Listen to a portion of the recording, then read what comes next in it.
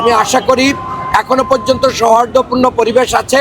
গতকালকে আমি মানে গণসংযোগে যে ইঞ্জিনিয়ার ইশরাক সাহেবের বাসায় গিয়েছিলাম, ওনার মা আমাদের খালাম্মা, ওনার কাছ থেকে আমি দোয়া নিয়ে এসেছি এবং আমরা প্রমাণ করতে চেয়েছি যে যেখানে যাই হোক না কেন আমরা ঢাকা 6 একটা সৌহার্দ্যপূর্ণ পরিবেশ তৈরি করব, এখানে সন্ত্রাস যাতে না হয় সে ব্যাপারে আমরা অঙ্গীকার করেছি। আশা করি আমরা একটা সুন্দর পিসফুল এনভায়রনমেন্ট এখানে ক্রিয়েট করব। হানাহানি থাকবে না, রেশারেশি থাকবে না, শত্রুতা থাকবে না। যেই জয়ী হোক জনগণের ভোটে আমরা সেটা মেনে নেব ইনশাআল্লাহ। আপনাদেরকে ধন্যবাদ। আজকের এই গণ মিছিলে সাধারণ জনতা আজকের যে ঢল নেমেছে, আপনি দেখছেন যে একটা অফিস ডে, এই অফিস ডে সত্ত্বেও প্রচুর মানুষ বের হয়ে এসেছে এবং আমি মনে করি আমাদের মা বোনেদের একটা বড় অংশ এখানে সাপোর্ট রয়েছে, সাধারণ মানুষের সাপোর্ট রয়েছে। যারা আসতে পারেননি তারা ঘর থেকে দোয়া করবেন। আসসালামু আলাইকুম। প্রশ্ন আছে? অবশ্যই ঝুঁকিপূর্ণ কেন্দ্র আছে। ঝুঁকিপূর্ণ কেন্দ্রগুলোর ব্যাপারে আমরা প্রশাসনের সাথে গতকালও কথা বলেছি, আবারও কথা বলবো। সে ব্যাপারে প্রপার যদি ইনিশিয়েটিভ না নেওয়া হয় তাহলে জনগণের আস্থার সংকট হবে আর কি। ঝুঁকিপূর্ণ 79টি কেন্দ্র, 100টির ভিতরে 21টি বাদে সবগুলোই ঝুঁকিপূর্ণ। এর ভিতরে অধিক ঝুঁকিপূর্ণ আছে 25টার মতো। সে ব্যাপারেও আমরা আলাদাভাবে কথা বলবো, যেখানে জনগণ আশ্বস্ত হওয়া দরকার।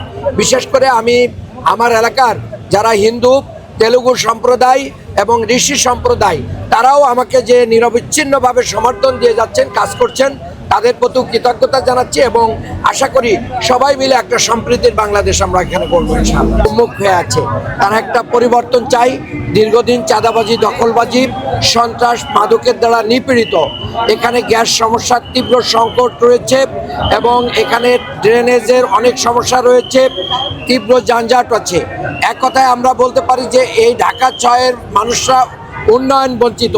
এই উন্নয়ন বঞ্চিত মানুষরা তারা বলছে যে আমরা নৌকা দেখেছি, লাঙ্গল দেখেছি, ধানের শীষ দেখেছি, এবার দাড়িপাল্লা দেখতে চাই। কারণ দাড়িপাল্লা ন্যায় এবং ইনসাফের প্রতীক। তাদের যারা ইতিপূর্বে ক্ষমতায় এসেছিল, বিভিন্নভাবে মন্ত্রী হয়েছিল, এমপি হয়েছিল, উপজেলা চেয়ারম্যান, ইউনিয়ন চেয়ারম্যান, তারা কেউই দুর্নীতির সাথে যুক্ত হন নাই। দুর্নীতিমুক্ত একটি দল, মাদক মুক্ত একটি দল, সন্ত্রাস মুক্ত একটি দলকেই ঢাকার 6-এর জনগণ আগামী দিনে তাদের কর্ণধার হিসেবে দেখতে চাই।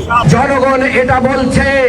আজকের এই এনভায়রনমেন্ট প্রমাণ করে আজকে জামাত ইসলামের নেতৃত্বে সেই সাদেক হোসেন খোকার সন্তান ইঞ্জিনিয়ার ইশরাকও পরাজিত হবে ইনশাআল্লাহ।